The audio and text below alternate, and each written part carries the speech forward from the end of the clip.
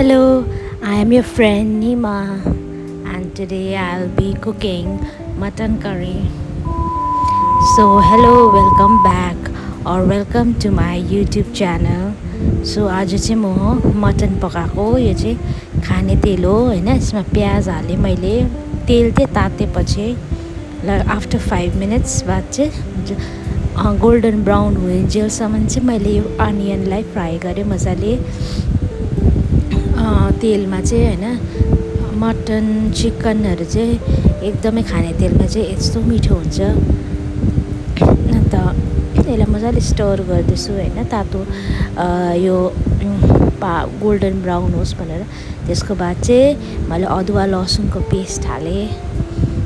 अदुवा लसुनको पेस्ट चाहिँ मजाले उसमा हालेँ। त्यहाँ गरम मसाला जति पनि थियो गरम मसाला त्यो सबै हाल्दिएँ मैले हैन। गरम मसालामा जति खडे मसाला हाल्छ त्यति मिठो हुन्छ रेडिमेड गरम मसाला भन्दा। यो चाहिँ स्टार एनिज हालेको मैले हैन। अन्त कतिवटा उ पनि हालेँ दालचिनी पनि हालेँ। तेलमा चाहिँ मजाले पाकोस् भनेर सबै यो अदुवा लसुन प्याज अन्त गरम मसालाहरू। सो जब तक गोल्डन ब्राउन हुँदैन तब तक यसरी पकाइरहनुपर्छ हैन। बेला बेलामा चलाउनुपर्छ यो स्टर गर्नुपर्छ। आफ्टर द्याट जे मटन एड गरेँ यो चाहिँ जस्ट फर 1 पर्सनको लागि हो।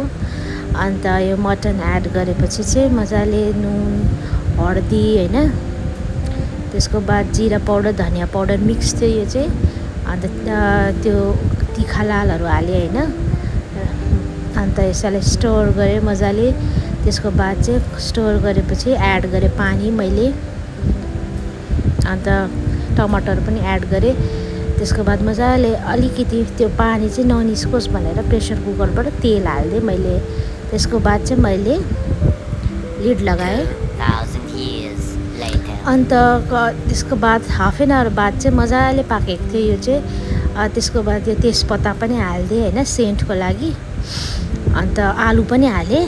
आलु चाहिँ डल्लो डल्लै गरेर आधी आधी हाल्दिएँ। आलु त अगाडि नै हाल्यो भने फ्यातफुत हुन्छ भनेर। अन्त यहाँ चाहिँ हेर्नु सक्नुहुन्छ यो चाहिँ एकदमै मिठो भएको थियो मजाले पाकेको थियो हो।